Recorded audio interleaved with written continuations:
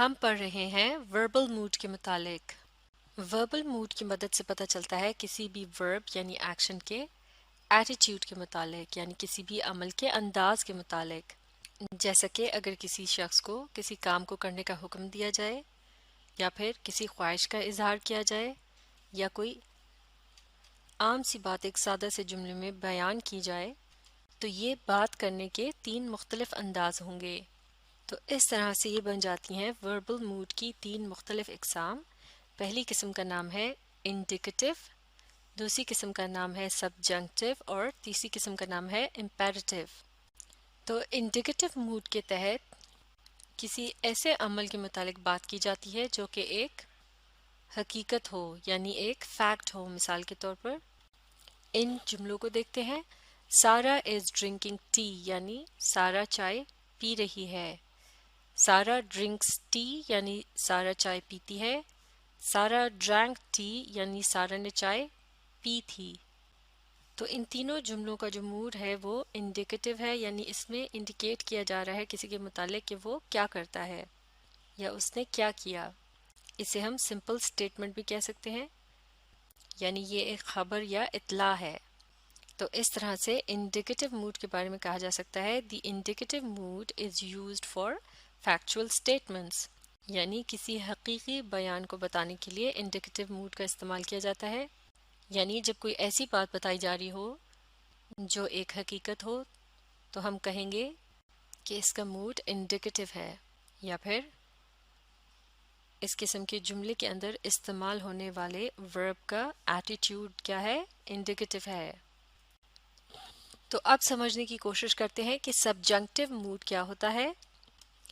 سبجنکٹیو mood جو کہ verbal mood کی دوسری قسم ہے، جس کی مدد سے ورب کے ایسے ایٹیٹیوڈ یا انداز کے متعلق پتہ چلتا ہے کہ جس میں کسی خواہش کا اظہار کیا جاتا ہے یا کسی جذبے کا اظہار کیا جاتا ہے، یا پھر کسی سے کوئی ریکویسٹ کی جاتی ہے، یعنی درخواست کی جاتی ہے، جیسے کہ ہم کسی سے کسی کام کو کرنے کے لیے مدد مانگتے ہیں۔ مثال کے طور پر ان جملوں کو دیکھتے ہیں۔ پہلا جملہ ہے If I were a pilot, I would fly through the clouds، یعنی اگر میں ایک پائلٹ ہوتا تو میں بادلوں کے بیچ میں سے پرواز کرتا، یعنی بادلوں کے بیچ میں سے گزرتا۔ تو اب یہاں اس جملے کے اندر ایک ایسی بات کے متعلق بتایا جا رہا ہے جو کہ ابھی پوری نہیں ہوئی، لیکن اس کی خواہش کی جا رہی ہے کہ اگر ایسا ہوتا تو میں ایسا کرتا۔ تو اس جملے میں ورب کے موڈ کے متعلق کہا جائے گا کہ وہ سبجنکٹیو ہے۔ اب دیکھتے ہیں اگلا جملہ The shop closed، یعنی دکان بند ہو گئی ہے۔ I wish it were still open، کاش وہ ابھی بھی کھلی ہوتی۔ تو اس جملے میں بھی ایک خواہش کا اظہار کیا جا رہا ہے، لہٰذا یہاں بھی ورب کا جو ایٹیٹیوڈ ہے یا موڈ ہے وہ کیا ہے، سبجنکٹیو ہے۔ اگلا جملہ دیکھتے ہیں پلیز کلوز دا ونڈو، یعنی برائے مہربانی کھڑکی کو بند کر دیجئے۔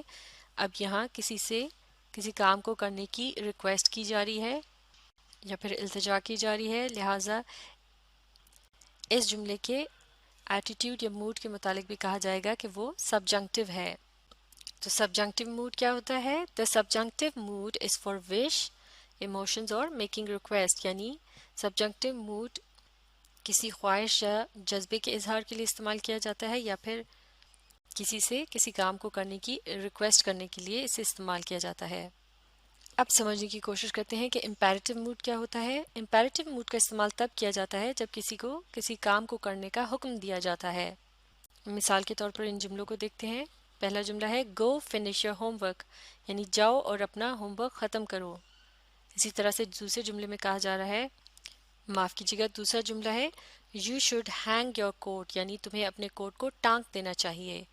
اسی طرح سے تیسرا جملہ ہے don't eat now wait for me, یعنی ابھی مت کھاؤ میرا انتظار کرو۔ تو ان تینوں ہی جملوں میں ایک قسم کا حکم دیا جا رہا ہے، یعنی آرڈر دیا جا رہا ہے۔ تو اس قسم کے جملوں کے موڈ کے متعلق کہا جائے گا کہ یہ ہے امپیریٹیو۔ تو امپیریٹیو موڈ کیا ہوتا ہے؟ The imperative mood is used to give commands, یعنی امپیریٹیو موڈ کا استعمال کیا جاتا ہے کمانڈ دینے کے لیے، یعنی آرڈر دینے کے لیے یا پھر حکم دینے کے لیے۔ تو یہ تھی وربل موڈ کی 3 اقسام۔ انڈیکیٹو جو کہ ایک سٹیٹمنٹ کی طرح ہوتا ہے، یعنی ایک بیان۔